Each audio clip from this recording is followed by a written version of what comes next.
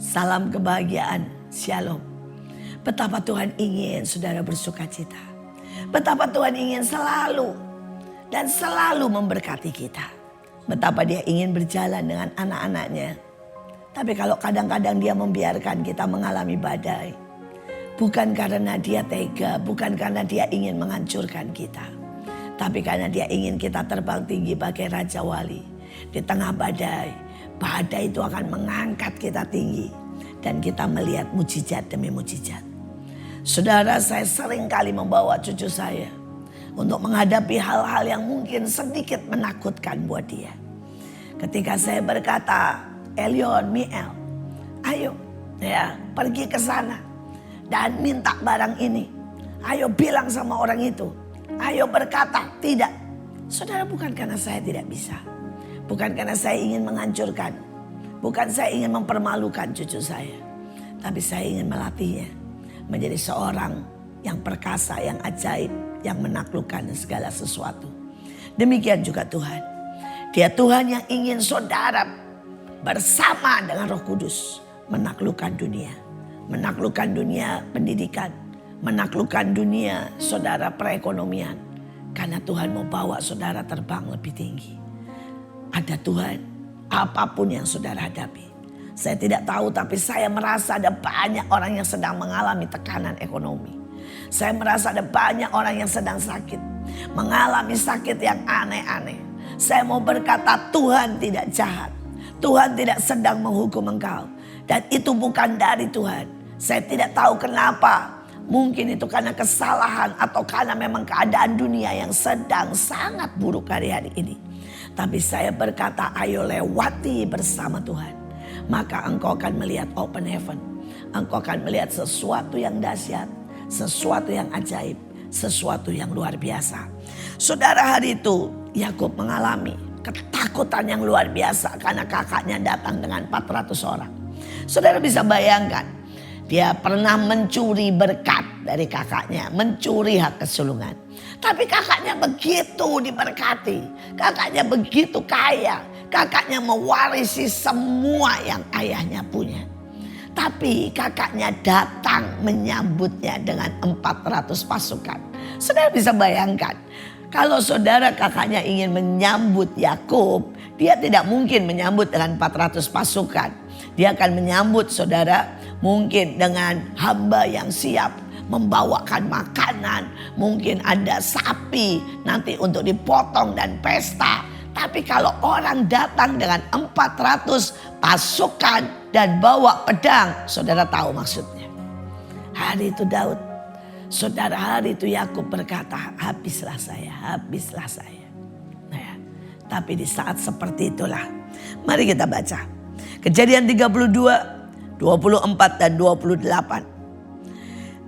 Yakub takut bertemu Esau. Lalu tinggallah ia seorang diri. Dan seorang laki-laki bergulat dengan dia sampai fajar menyingsing. Ia memukul sendi pangkal paha Yakub sehingga terpelecok. Lalu kata orang itu, biarkan aku pergi. Sahut Yakub, tidak. Aku tidak akan membiarkan kau pergi. Jika engkau tidak memberkati aku, berkatilah aku sekarang. Lalu kata orang itu, namamu tidak lagi disebut Yakub, tetapi Israel. Sebab engkau telah bergumul melawan Allah dan manusia, dan engkau menang. Ada momen dalam hidup kita, kita akan menghadapi sesuatu yang sangat menakutkan. Tapi hari itu saudara bisa lari. Saudara mungkin bisa berkata, saya cari utangan. Saya cari jalan pintas. Ketika saudara sakit dan saudara ke dukun, itu jalan pintas tapi bukan jalan Tuhan. Ketika saudara punya kesulitan ekonomi, saudara pinjol, itu jalan pintas.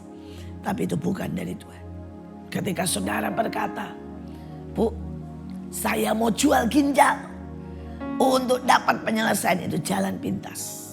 Tetapi bukan jalan Tuhan. Dan hari itu Yakub tidak cari jalan pintas. Dia bergumul dengan Tuhan. Saya mau berkata buat setiap orang yang sedang menderita.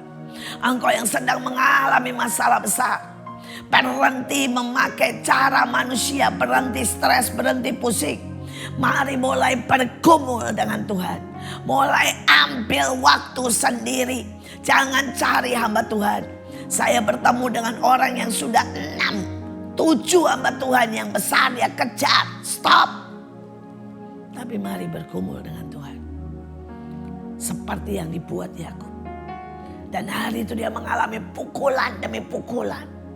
Saudara, seolah-olah kesakitan. Dan seolah-olah dia bisa berkata, Tuhan jahat, Tuhan memukul saya sampai terpelecok. Tapi bukan itu yang menjadi sikap Yakub. Dia memeluk lebih erat. Dia memeluk Tuhan lebih lagi. Dan dia berkata, aku tidak akan lepaskan kecuali engkau memberkati aku. Dan itulah momen. Dia tidak disebut lagi Yakub tetapi Israel. Nasibnya total berubah. Sejak hari itu saudara bisa baca, tidak pernah satu kali pun dia mengalami kekalahan. Dia tidak pernah lagi ditipu. Dia terus naik dan terus naik. Walaupun dia mengalami hal-hal yang menyedihkan karena ulah anaknya. Tapi Tuhan tetap menjagai dia. Dan membawa dia dari satu kemenangan kepada kemenangan. Saya berdoa pada setiap orang. Untuk setiap orang yang hari ini sedang bergumul. Berhenti mencari manusia. Berhenti cari jalan pintas. Tapi mari bergumul dengan Tuhan. Hari itu tempat saya mau diserbu. Dan saya punya banyak pilihan. Saya bisa memanggil polisi. Saya bisa memanggil tentara. Tapi saya berkata, mari berdoa, mari mencari Tuhan. Bahkan saya berkata semua HP tinggal. Saya tidak mau ada seorang pun yang main HP dan tegang. Dan saya berkata, ayo kita cari Tuhan. Dan hari itu kami menyembah sedemikian rupa. Kami menyembah dari jam 8 pagi sampai jam 2. Saudara, itu pun kami tidak sadar kalau sudah jam 2. Kami terus menyembah.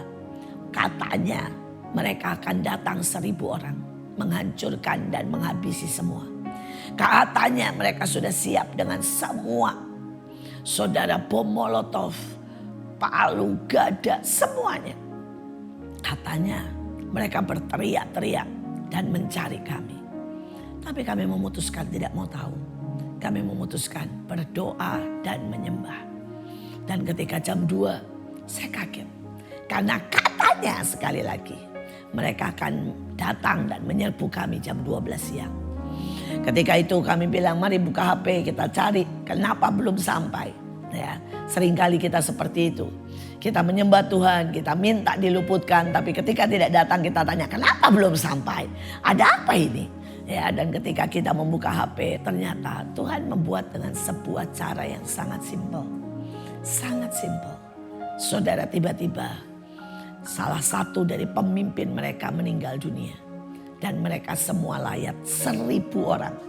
Semuanya pergi untuk saudara berdoa untuk pemimpin mereka yang baru meninggal dunia. Selesailah persoalan.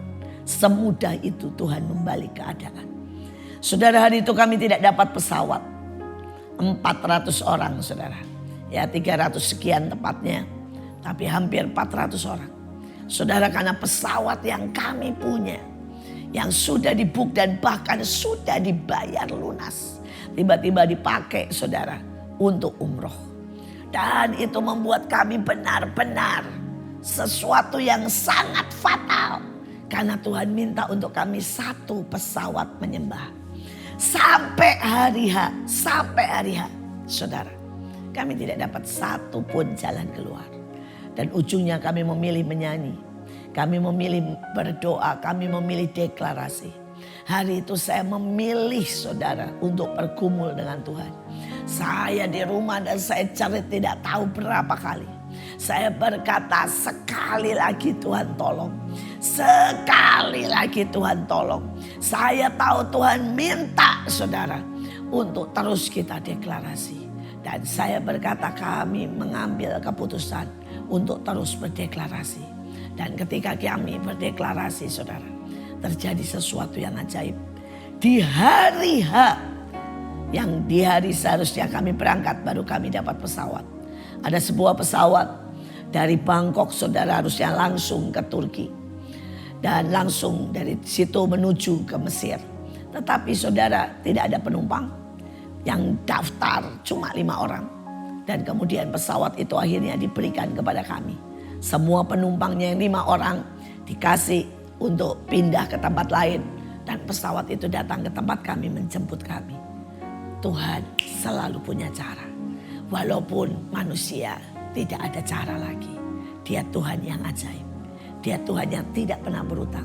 Dia Tuhan yang tidak pernah gagal. Dia Tuhan yang selalu ada buat saudara.